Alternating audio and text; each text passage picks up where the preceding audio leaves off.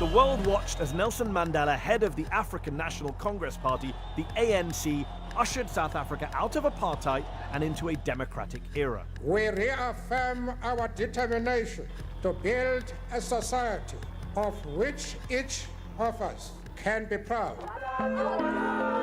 But while the new constitution guaranteed equal rights to all, after 25 years of ANC rule, South Africa is now the most unequal country on earth. Critics say one common denominator looms large: corruption. My guest tonight has played a key role in South Africa's modern history. From her time fighting apartheid to her role as South Africa's deputy president, ANC chair, and Speaker of the National Assembly, presiding over what has been called a period of chaos in Parliament. Relieve yourself of that chair and allow the deputy chairperson. Honorable Malema, you are out of order. So, has the ANC betrayed Mandela's legacy? Or will new President Cyril Ramaphosa set it back on the right track? I'm Mehdi Hasan, and I've come here to the Oxford Union to go head-to-head with Baleka Mbete. I'll ask her how successfully she thinks the ANC transitioned from a liberation movement to a ruling party, and whether critics are right to say that it demands loyalty to itself above the country. I'll also be joined by Andrew Feinstein, former South African politician and author of After the Party, A Personal Journey Inside the ANC. He's now director of Corruption Watch UK. Makosi Koza, known as an anti-corruption politician who resigned from the ANC in 2017 after calling for then-President Zuma to step down. And Kolani Kala, founder of South African Business Abroad and member of the ANC.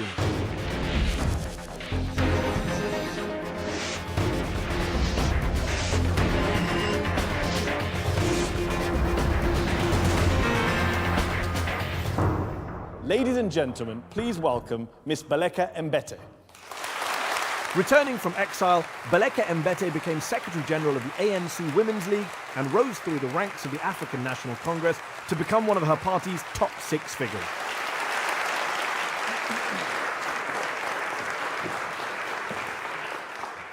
It's been 25 years since the end of apartheid. There's no doubt your country has come a long way in that time. But at the same time, the sad reality, many would say, is that the past decade of ANC rule has been a lost and wasted decade, hasn't it? No. Because for me, even every difficulty, every mistake, every failure is a lesson, and therefore it's an opportunity to do better. So it hasn't been a lost decade in No. your view? Because that's the view of Cyril Ramaphosa, the current ANC president of South Africa. He called it a lost and wasted decade. I don't agree. But it isn't just the president who said that. Others have gone much further than him. The Nelson Mandela Foundation has talked about the systematic looting that has taken place in South Africa. Archbishop Desmond Tutu said as far back as 2011 that the ANC was, quote, worse than the apartheid government because he said, at least you were expecting it with the apartheid government. It's pretty damning. It is, and I remember that moment when the bishop said that, and when we meet him, he doesn't really sound like that. I'm saying, Mehdi, wrong things have happened. Yes. People have done wrong things, but that doesn't mean it's all lost, it's all gloom. The ANC will be remembered for fighting for racial equality. Sure. But in economic terms, when we talk about inequality, the World Bank says that South Africa today is the most unequal nation on earth. That's a pretty embarrassing title for your country to hold, isn't it? I must say it is very harsh, but I wonder whether it's not an exaggeration. I really think that we must see both good and bad. It can be said by the World Bank is not God. And therefore, just because they've said it... I mean, to be fair, it's not between God and the World Bank. It's like, no, sure. I mean, those are extremes. They are an institution that studies this stuff. Sure. I'm not sure they have some anti-South Africa agenda. But they are brought human the numbers, beings. and your country came bottom. They are human beings. I don't So you don't accept their verdict, is what you're saying? I don't believe so. And we must keep improving on what we discover is a weakness that we have. And is corruption one of those big weaknesses you have? Corruption is one of the reasons why we have the commission that is going on. where we are saying, let it all come out. Because we need to know what is wrong, how wrong it is, who did what. You're acting like you were a passerby or an observer. You were in the thick of all of this. No. In the ANC, you were the chair, you were the Speaker in Parliament, you were the Deputy President. This happened on your watch, hence these questions. So, for example, back in 2017, your ANC colleague Praveen Gordhan was sacked as finance minister by then President Jacob Zuma. He said at the time 150 to 250 billion rand, or 11 to 15 billion US dollars, had been looted from the state. Why didn't you speak out at the time and join with him to call out that looting? I was right there, Mehdi, and we were discussing these issues every day at that time. We were seized with them. That is why we decided we need for these things to be investigated, and we need for it to happen publicly, in the open, so that we get to know what exactly is the problem. But you're implying that no one knew anything, that we're just discovering this now. The state capture, what's called state capture in South Africa, this idea that associates of the president and other powerful people took over utility companies, energy companies, state institutions, that happened in full view of everyone's eyes. Actually not. Things were not happening in full view of everybody. The finance minister disagreed with you. There are many issues I'm learning for the first time in the past few months. In terms of corruption? In terms of how bad things were. Okay. Something that happened that we don't need an investigation because there have been lots of investigations was the scandal involving then President Zuma's own estate, the Nkandla homestead, where nearly 23 million US dollars, or 246 million rand of taxpayers' money, was spent on what President Zuma described as security upgrades, which included a swimming pool and an amphitheater. I'm curious, what kind of security was the swimming pool providing the then president of South Africa?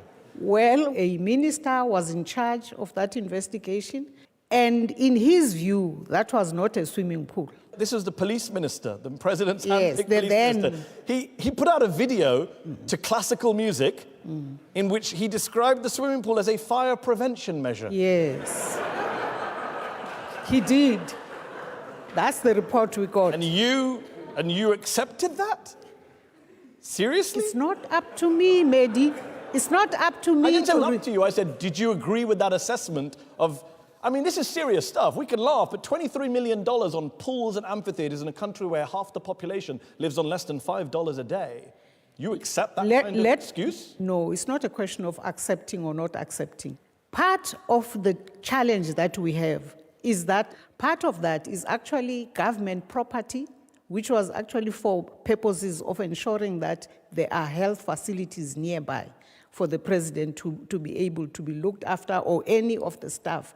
In 2016, there was a landmark constitutional court ruling that said Jacob Zuma should pay some money back. It also ruled against the National Assembly that you were Speaker of, saying you would, quote, fail to fulfill its constitutional obligations to hold the president accountable.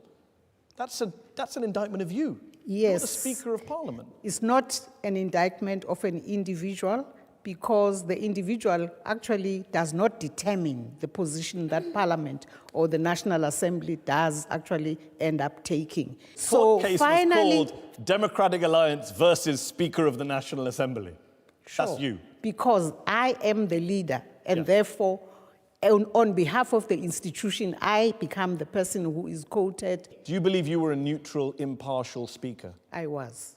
Then why is it that you, as a neutral, impartial speaker, you had to apologize for calling an opposition leader, Julius Malema, a cockroach at an ANC rally? Is that a neutral, impartial term? I used that term not in Parliament, so let's not... Oh, so you were only neutral in Parliament. Once you stepped outside of Parliament... I said that in a political context. I was in the Northwest... So why did you apologize? You don't sound very apologetic today. Because it was not correct for me to call another person a cockroach, whether they were... I'm glad we can agree on that. Just looking forward, South Africa has a new president, Cyril Ramaphosa, who claims to be determined to stamp out corruption, even though he himself has been accused of misleading Parliament over a campaign donation. And even though out of 21 corruption scandals during the ANC's 25 years in office, just one senior party figure has been brought to account in terms of going to jail. How can anyone have confidence in the current ANC government to clean things up when only one person went to prison? I think you have seen the actions of the president, how he has dealt with the issues of strengthening the institutions of governance, strengthening in particular the justice system, bringing in people who are going to act differently, people who are going to have the courage and to do things focused on correcting what has been wrong in the system. Just on that one person who was sent to prison, this was the ANC's former chief whip, Tony Yengeni, who was sent to jail for fraud. I believe you accompanied him to the prison gates. How is that not putting your party and your alliances above the interests of Parliament and the country? I accompanied Comrade Tony because I did not believe in what he was being said to have done. And I accompanied him as a comrade. So you don't accept the court's verdict in a democratic South Africa? I'm not saying that. I'm just telling you that I accompanied my comrade, and I don't feel guilty for that. You don't? Can you tell our viewers what position Tony Yengeni, this ex-convict, was appointed to by the ANC last year? Position? Yeah, he was appointed to chair of the Working Group on Corruption. Does that make sense? One thing to have a person who went to prison running your working group wrong on corruption? In the ANC political life, Yeah. we look at things sometimes not exactly the way other people see Yeah, I them. can agree with that. Yeah. Let's go to our panel who are waiting to come in. I'm joined by Makosi Kosa, a former ANC MP who resigned from the party in 2017 after calling for President Zuma to step down following corruption allegations. In your view, Makosi, and you were there for a lot of this period, did the ANC fail to hold President Zuma to account? Did the Speaker fail to hold the then President to account, in your view? Of course, yes. I think they did fail to hold him to account. And in fact, some of us that were speaking out against what we saw as an attack on the Constitution and on the social contract were persecuted. And especially Baleka is somebody that I held in high esteem as somebody who molded me as a young person. And as a feminist, I expected that I ought to have received some kind of support from her. So from that point of view, I honestly do think that in terms of injudiciousness, leadership injudiciousness, I think they have to prove themselves if they are to be believed.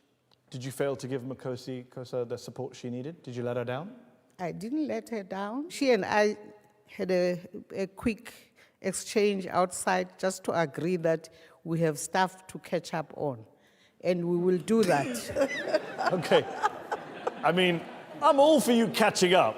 But just for the purposes of the people watching around the world and in this room, do you want to deal with the point she made, that you let her down as a feminist, as an MP trying to hold the president account? You weren't there to back her up.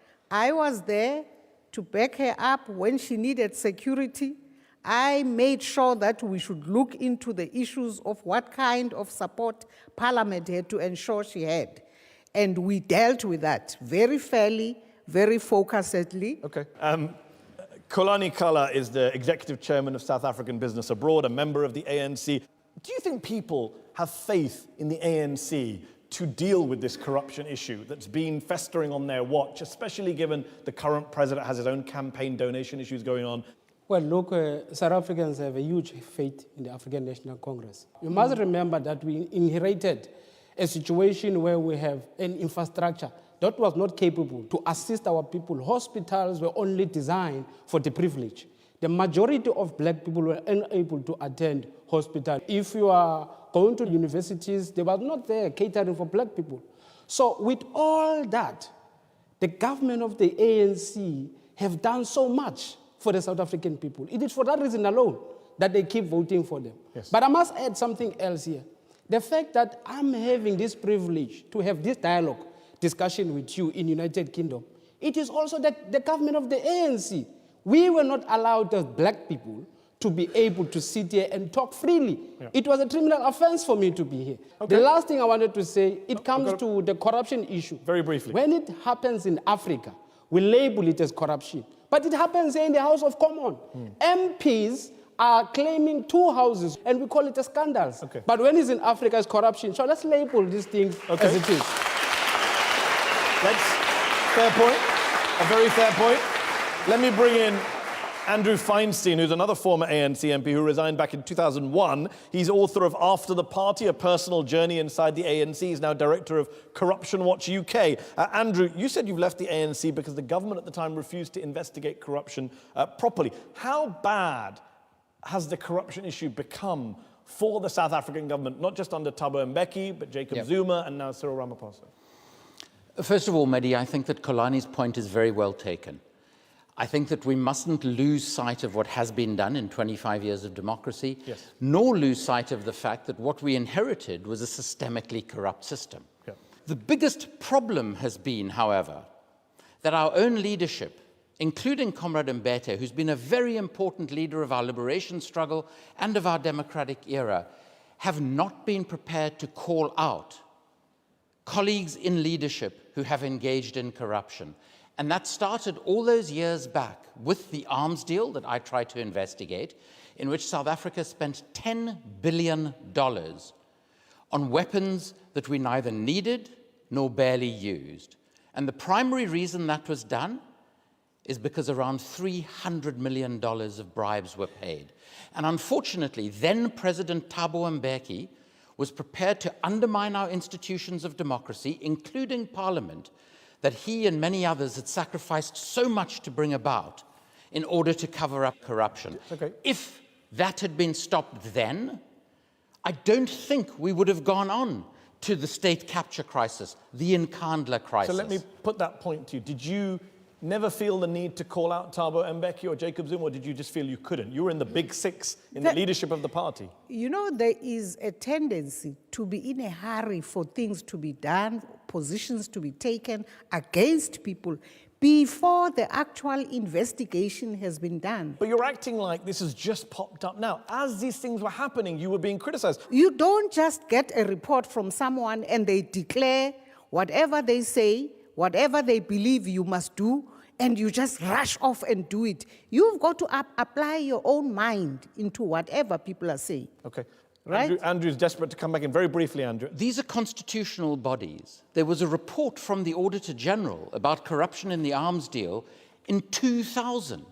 Parliament decided unanimously to conduct a multi-agency investigation into it. It was the leadership of the ANC that stopped that investigation because leadership of the ANC were themselves complicit. And this has been the problem time after time. The information has been there from constitutionally mandated bodies. Another big topic that's in the news, especially right now in South Africa. In recent months, your country's seen an increase in violent xenophobic attacks. Foreign-owned shops ransacked, protests and chants of foreigners must go back to where they've come from. How worried are you about this rise in violent racism? We are very worried. And there have been statements not only from the president himself, both in South Africa and in neighboring countries. For instance, when he went to President Mugabe's funeral, he took the opportunity to apologize and put a perspective on what had happened. It was not only foreign nationals that were killed. Many South Africans were also victimized in that public violence. Our Minister of International Relations has actually been having a meeting with all embassies or ambassadors. I mean, you say that you're worried, you say the president's worried, and yet ANC ministers have kind of helped escalate this crisis. You have the Deputy Minister of Police a couple of years ago saying foreigners have taken over the city centres in Johannesburg. He said, we fought for this land, we cannot surrender it to foreign nationals. The then Health Minister blamed overcrowded hospitals and diseases on foreigners. This is the kind of far-right xenophobic rhetoric that we see in other parts of the world leading to violence. This is not helpful. We know recently at a meeting we had as the National Executive Committee led by the President and the top six, with all our branches in Johannesburg, discuss this issue. And we took a leadership position that said we must correct whoever is involved in criminal activity. So you say it went out to branch leaders. Did the ANC Premier of Gauteng, David Makura, did he not get the memo? Because he said this year, some specific crimes are committed by specific nationalities. Drugs, there are specific nationalities. How do we have so many drug dens that are operated by Nigerians Is that helpful rhetoric when people are being attacked? It's not helpful, but it's also true. It's true. What's true? In certain cases, people have been found to be guilty of running drug Who are Nigerian? businesses. Some Nigerians And literally and 10 many seconds South ago, Africans you said as there are well. many South Africans as well. So I'm confused. Africans I'm as confused well. where you stand. On the one hand, you're saying we shouldn't single them out. On the other hand, you're saying it's true what he says when he singles them out. It is true. When it's true, it's true. But I do condemn a statement that makes it sound like all Nigerians are doing all the criminality there is in Johannesburg, when in fact we ourselves are also involved. Because how worried are you? The truth about what is currently happening is that you have a chronically corrupt police service. If you know that there are people that are drug trafficking or they are doing something, why are you not arresting them? Because that is a crime. But to attribute that to a specific nationality, it is xenophobic. Because you are basically inciting the communities to rise against foreigners. Because they will start looking at foreigners as the people that are bringing in drugs, when that drug trafficking is happening in collusion with the police. Yes. And Kolani, do you agree with that, disagree with that? Well, Mehdi, I must take this opportunity once again. My president have done this in South Africa, and I think the guests here have done that today, to apologize even to any other ordinary African here or relative with an African heritage, to apologize on behalf of the South Africans in the diaspora of what have happened. But when there's a criminal elements, let's be able to point them up. By race, nationality. I didn't say that. I mean, if okay, somebody have done criminal activities, with respect, let that I need to individual be hold on, I need to arrested. jump in here. When former President Thabo Mbeki said in September, Yes. the truth of the matter is that there are Nigerian criminals who are involved in drug dealing, and that's true. There is no South African that goes around chasing Nigerians because they are Nigerians. Is that not denialism of the problem by a former president? Let me give you more information. Hold on, do you agree with that statement? No, I have to give you what I know. The president have said what he have said. But statistics and the report says to us now, 16 people have passed away on the recent incident in South Africa. Out of the 16, there's no one from Nigeria. 14 are South African, one is from Malawi. Why are we not talking about that as facts? Okay, let's put that. Let me bring in Andrew Feinstein. It's not a problem. There's no issue with the Nigerians being killed. The first is that a key root of this problem are the levels of economic inequality that you mentioned in South Africa. And these have to be addressed. These have to be addressed by our leadership. The second problem is a lack of accountability of leaders when they make statements, like you mentioned, from the Premier of the Gauteng province. That is completely unacceptable. That is the language of Trump and Farage. That is not the language that should be coming from the leadership of a liberation movement with a proud tradition and history of the African National Congress. Do you agree with that? Do you think the ANC leadership should stop using the language of Trump and Farage? Those are his words. And I'm asking you if you agree with them. Is it xenophobic?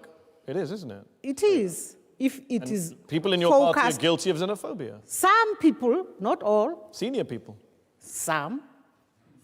Some senior people. Yes. Okay, I'm glad we can agree on that. On that note, it's time for a break after a very lively first half.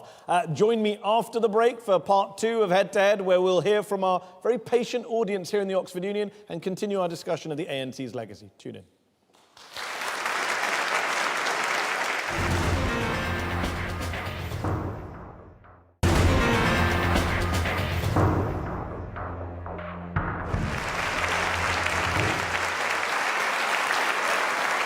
Welcome back. You're watching Head to Head on Al Jazeera English. My guest today is Ms. Baleka Mbete, former Speaker of the South African Parliament, former Deputy President of South Africa.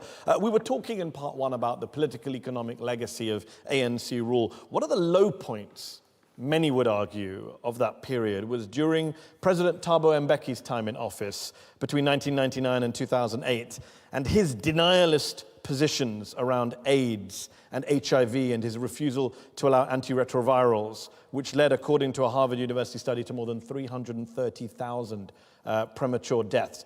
As someone who was an ally of President Mbeki at the time, as someone who was Deputy Speaker and then Speaker of Parliament at that time, what do you say to your critics who say that he and you were effectively complicit in those unnecessary deaths, hundreds of thousands of people.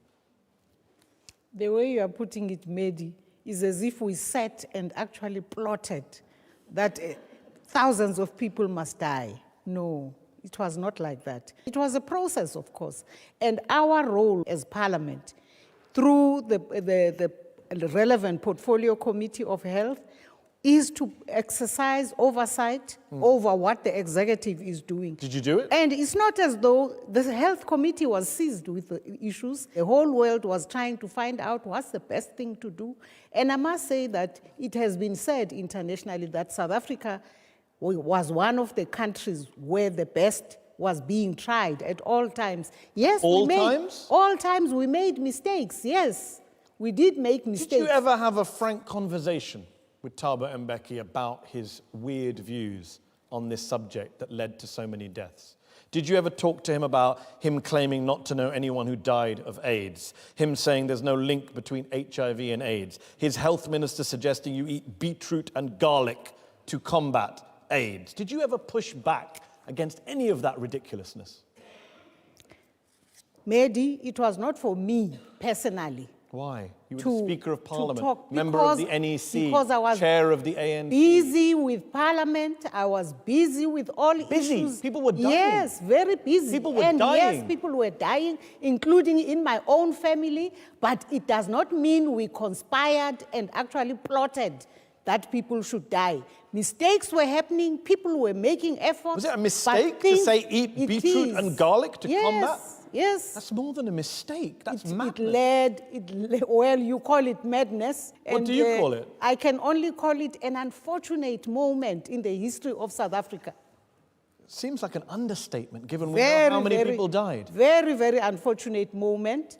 And indeed, we've since come deaths, out. And you used the language unfortunate moment. We have since come out of that, and we've done actually much better than we ever thought we were going to do. That is true. Yes. You have improved. Things have changed. changed. I'm glad I'm you asking about acknowledge the that. period when people were dying and you didn't seem to be doing anything because you say you were too busy.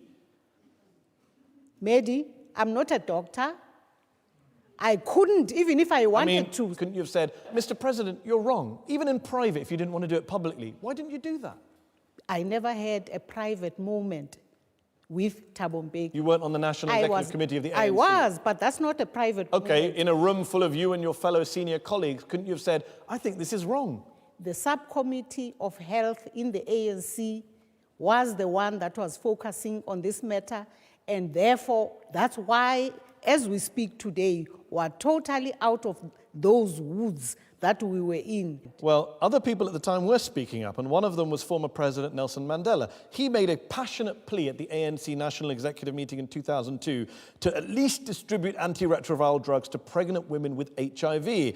But he was heckled by party members at that meeting. Mandela was heckled. He later said it was one of the lowest moments of his career, but it was a low moment for the ANC too, wasn't it?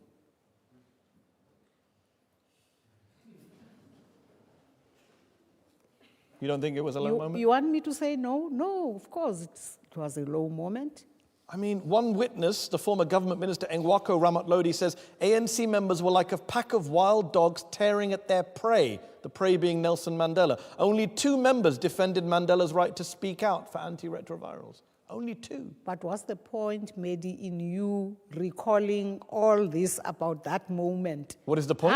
How does it take us forward? Accountability. Yes, it's the past. Yes. We have since come out of there, and we are now doing way better than what happened at that time. And the families of the people who died might want some accountability. And you are not going to get it from this woman who's sitting here tonight. Why? Because you were there. I don't. You're a key player. My presence there did not make me have the wherewithal at that time to understand even what the debate was about. Okay. Isn't one of the fundamental problems with the ANC as a result of your history as a liberation movement that party loyalty and discipline and unity is always put before everything else, and criticism, debate is shut down, whether it's on issues around corruption under President Zuma or AIDS under President Mbeki? The party sticks together and doesn't say anything publicly about the bad leadership. You know, Mehdi, right now there's a commission of inquiry headed by the Deputy Chief Justice, The Zondo Commission. the Zondo Commission. Why we have that commission is because of a discussion of the National Executive Committee of the ANC. And a number of meetings insisted that we needed such a commission. And that is why finally that commission was created. Very late in the day. Very late. After years of Zuma. Very late in the day, I agree with you. Because in You fact— were saying that Jacob Zuma should finish his term with dignity. in Parliament, no. You're not telling the truth yourself now. Did you not say that?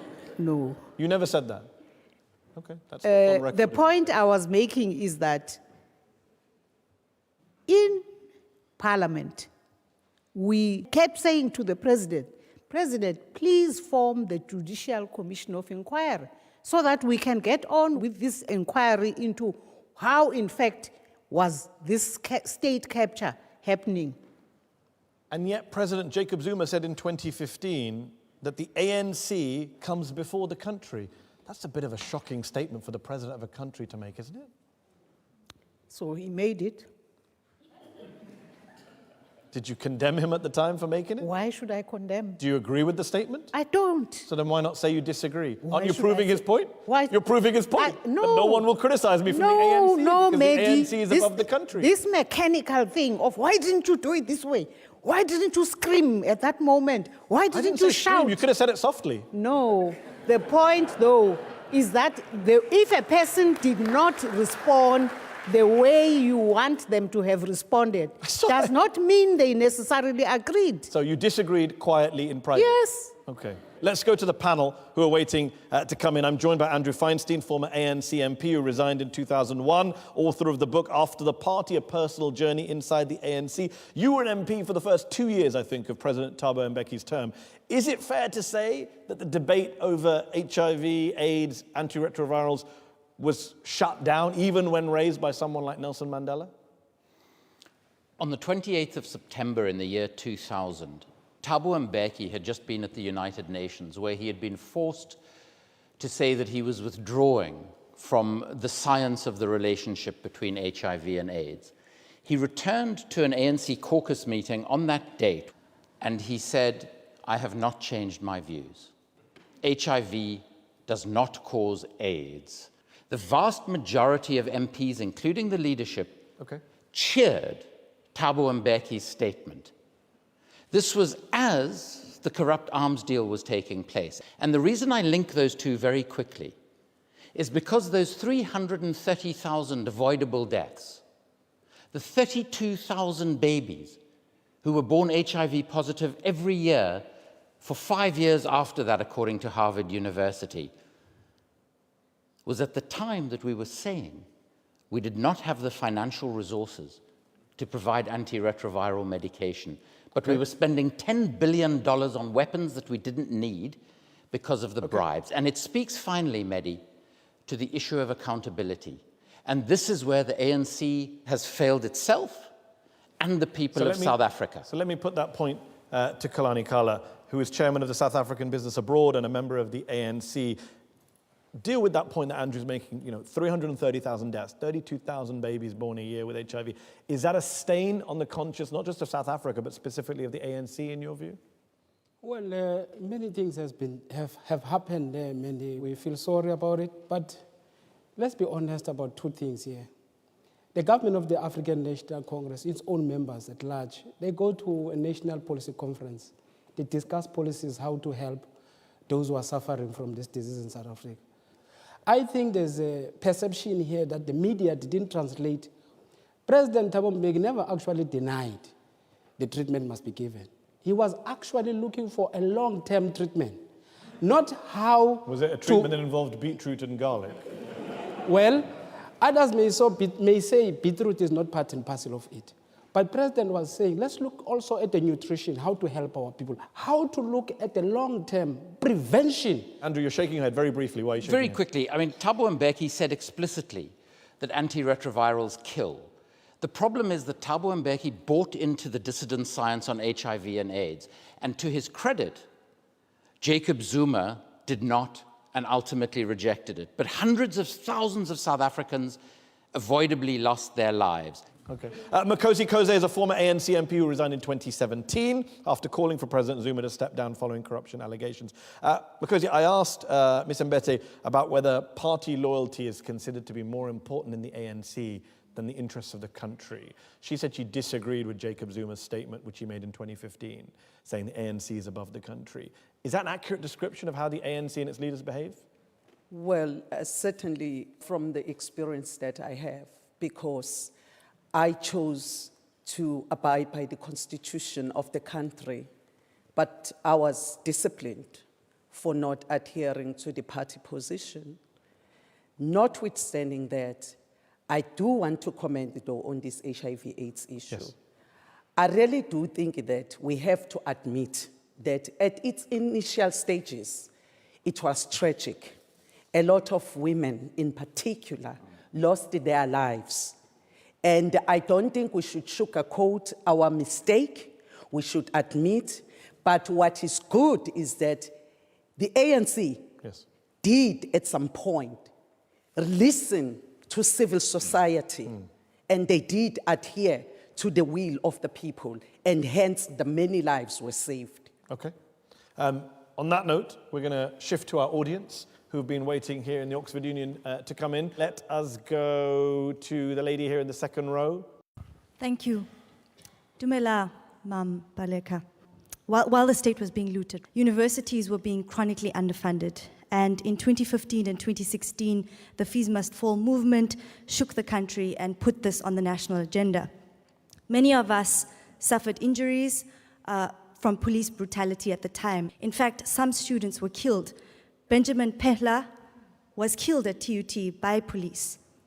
How do you as an activist reconcile that the policing in South Africa right now by the ANC is reminiscent of the policing under apartheid that you yourself were a victim of as an activist at the time? Thank you.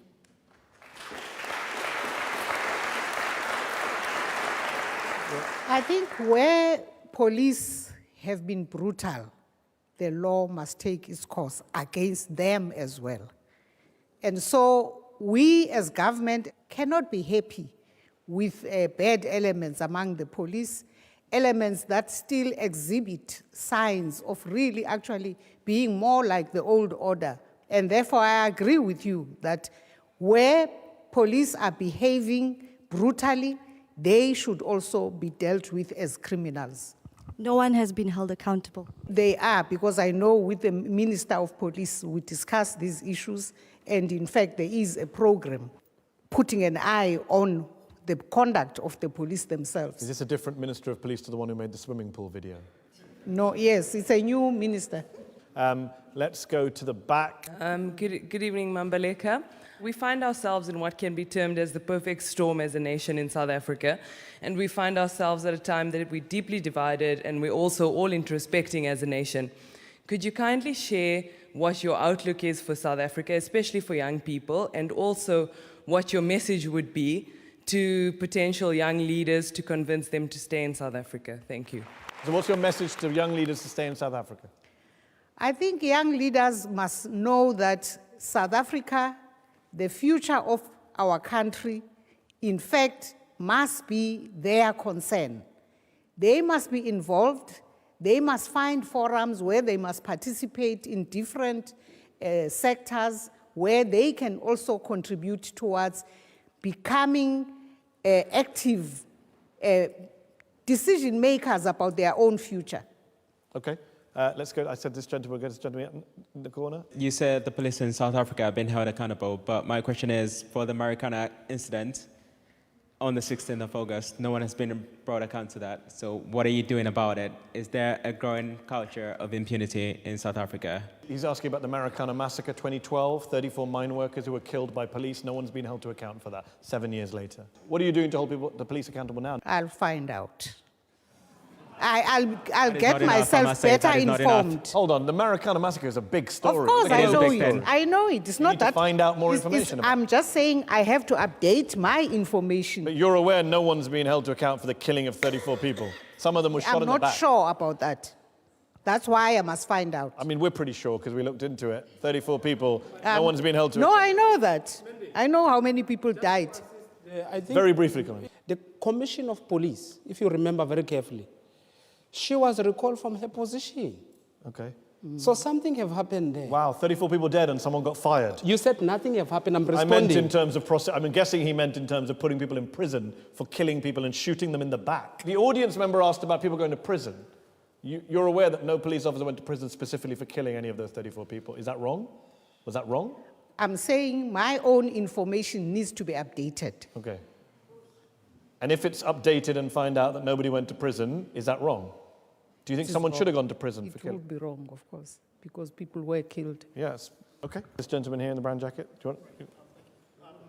In 2017, you said, following the fall of Robert Mugabe and the military coup in Zimbabwe, and I'm quoting your words, when one member of the first family, i.e. Grace Mugabe, thinks she has the right to determine who should be thrown out of the ruling party, I think anybody, you meant the military in this case, has the right and responsibility to intervene.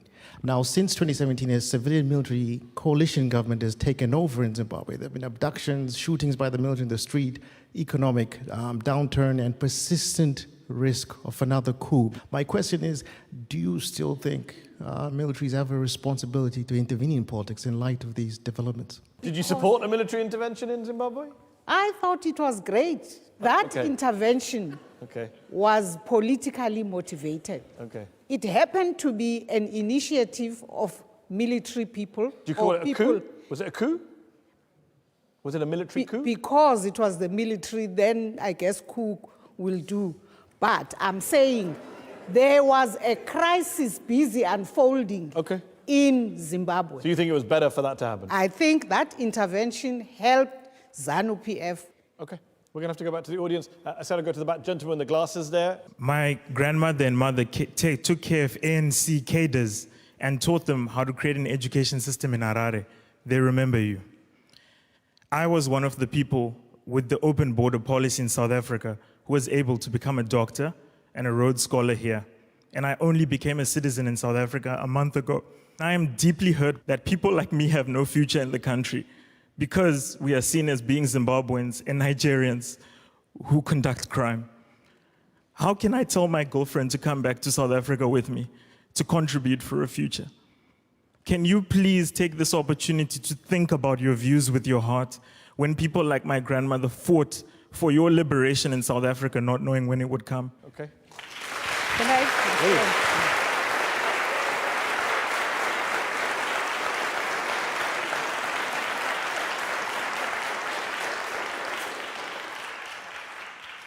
It is exactly because, as the ANC, we've been thinking with our hearts that we are in the problem that we have. Where we were hoping it will work for us all to live together in our communities, unlike where we lived in refugee camps when we were in other countries. And unfortunately, it has not worked. And what we are saying is, let us sit down together with you and your girlfriend and talk about the reality.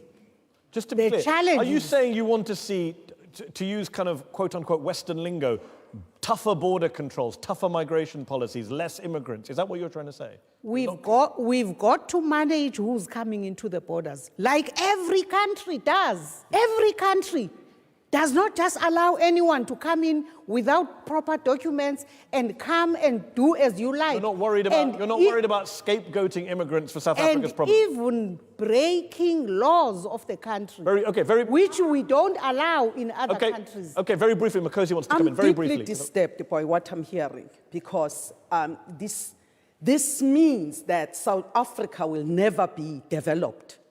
Because if we as South Africans are going to take an exceptionalist view, that means we will never be able to integrate our economies. South Africa, in Chinese terms, is just a village. We are only 56 million people. And I think we ought to begin to think broader than just thinking of South Africa as a little island in exceptional terms. I said I'll come to this gentleman here, and then we'll go to the gentleman behind. Yes. Good evening. I just want to ask, why is it so difficult for ANC government to solve a land issue problem in your country? Because 72% of farmland is owned by white minority. That's where the problem is, which you are facing right now. It's going to be a time bomb. Do you want to answer? It is a problem. I agree with you. We must deal with it. We have not been great at it in the past 2 decades or 2.5 decades, and we are seized with it right now. Gentleman in the white t-shirt. President Ramaphosa named a cabinet consisting of 50% of women. So do you think in the next decade maybe we'll have a women president? Thank you. I hope so. Yeah? Do you want to throw your hat in the ring or younger? No.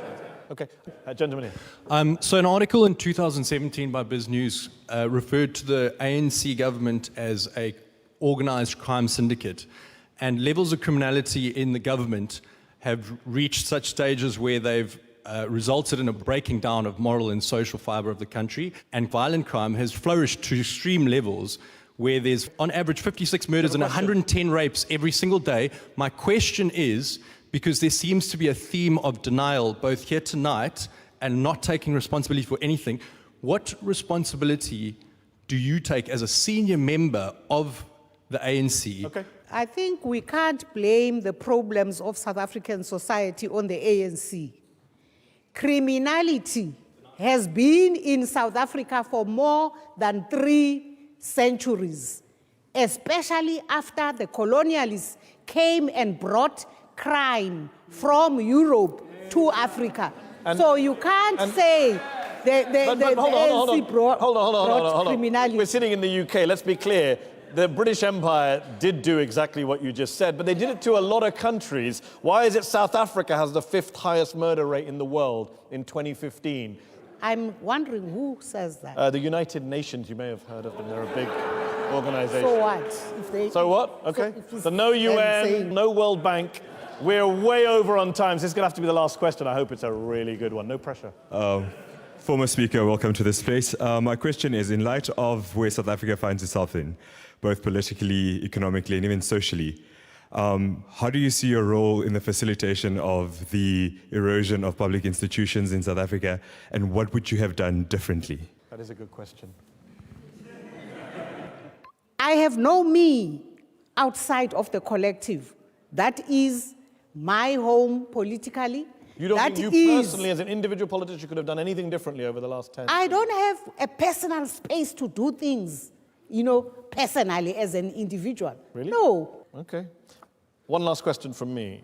Chris Hani, the anti-apartheid icon who was killed 26 years ago, he said in October 1992, "What I fear is that the liberators emerge as elitists who drive around in Mercedes-Benzes and use the resources of this country to live in palaces and gather riches." Was he rather prophetically describing the South Africa of 2019, the ANC of 2019? To a certain extent, yes. As we've been finding out about the kinds of things that some of our own people have been doing. And I'm saying it's not a bad thing that is coming out. It's actually a good thing, because then only can we address it. On that note, Ms. Baleka and Mbete, we'll have to leave it there. Thanks to our audience here in the Oxford Union. Thanks to our panel of experts here. And thank you to you for joining us. Head to Head, we'll be back next year. Thanks for watching at home. Thank you.